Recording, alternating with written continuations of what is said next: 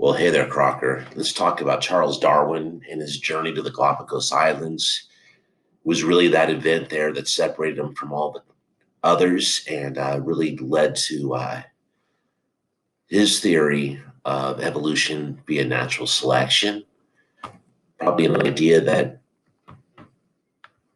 this greatest idea ever in life science. Let's talk about how it all came to be. Really, there's two different parts to the story. The first is Charles Darwin's journey to the Galapagos Islands. Here's a some cactus that's on the Galapagos. Hard to believe that a place like this actually exists, but it does.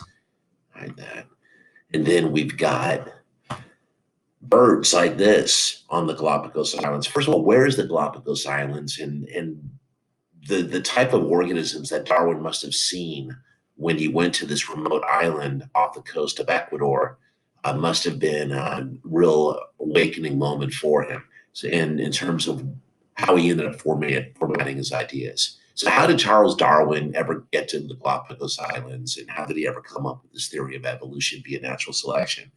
Part one, story of the Galapagos. Part two are the great thinkers that came before him. So, let's talk about Charles Darwin. Why is he the one associated with evolution? Here he is, a young man, 19th century. He's a naturalist, and he would, like everyone else, like so many people of his time, are interested in the natural world. And his theory laid the foundation for how we understand the world of biology today.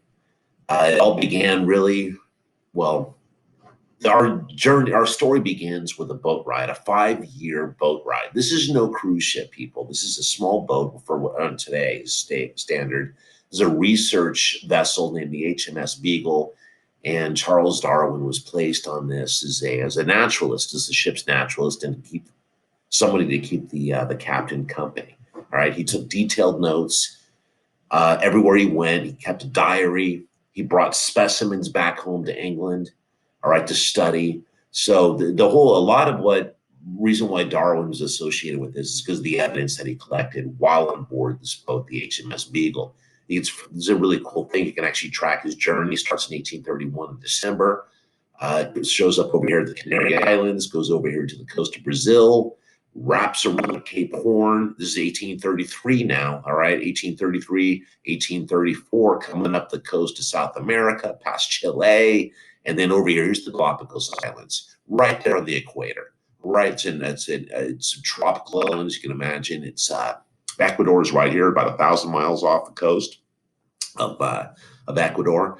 And then he could see he was there in 1835 at time, right? 1835. So he started in 1831. So he was out there on sea for quite some time. And then he bolted back. You could see the journey back from 1835, made it back in 1836. Long boat ride. He had about a year to think about what he had done. From the time of the Galapagos, took about a year to get home. And during that year, Darwin did some thinking. Galapagos Islands is where we need to talk about. Galapagos Islands, you can see, is a chain of volcanic. Move me over here. Chain of volcanic islands. The biggest one is being called Isabella. There's other islands over here. You got Santa Cruz. There's this image here. I'm missing some of the different islands. You can see where this is in the Earth. All right. There's the Galapagos Islands. Perhaps you've been there. Like ecotourism is really popular there. We happen to have one of our science teachers actually went to the Galapagos Islands. This is not one of our science teachers. This is an image of Charles Darwin studying some of the life forms that he saw there. All right. Then he noticed something, that from island to island, the animals seemed different. Right? That it seemed like there were different animals that were really well adapted to live in the environments they were living in. Right? For instance, the iguanas. In South America, he saw iguanas, and they all lived on land. Right? However, on the Galapagos, there were the marine iguanas. There was iguanas that swam. Really beneficial to swim because there's a lot of food in the ocean. Right? So therefore, even though iguanas were land creatures on South America, out here in the Galapagos Islands, they were swimmers. Check out the video. Really amazing how well they swim. That's another assignment. Here's some of the pictures of some of the Galapagos iguanas. Truly a fascinating topic to go out there and be a traveler to the Galapagos Islands, ecotourism, right? I can move me all the way over here. Let's get that. All right, we got different tortoises. One of the natives said that he could tell if you just take a look at the tortoise and take a look at the shell, he would know which island they came from.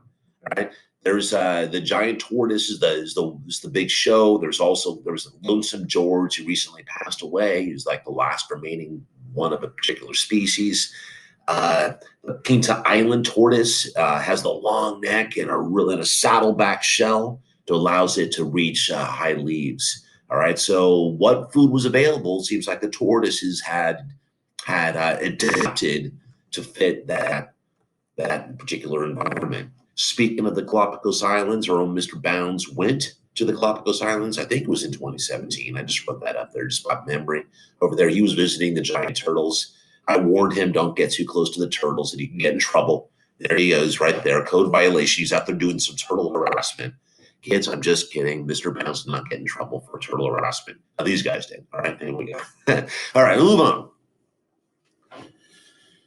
However, the most studied organisms on the Galapagos Islands are the finches, and it was the finches' beaks. At first, Charles Darwin didn't even know these were all different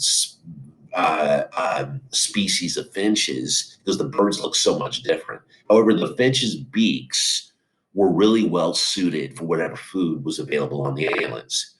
All right, so if there were a lot of fruit and cactus versus a lot of seeds and nuts, it seemed like the finch's beaks had changed, had traits, physical traits that would benefit them and give them a better chance for finding the available food.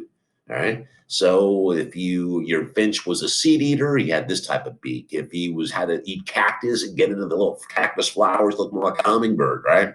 These guys over here, little snaps, going out there vegetarian, like snap off little pieces of a branch. And some of these guys over here actually the can eat the bugs, right? They had little different things you can actually hold the beaks for that. Actually, one of them actually hold a little tool carrier, all right, the warbler. All right. So anyway, let's take a look over here. What we got over here, we got the fruit eaters, the insect eaters, the cactus eaters, and the seed eaters. All right, and the beaks were well suited for whatever food was available on the island.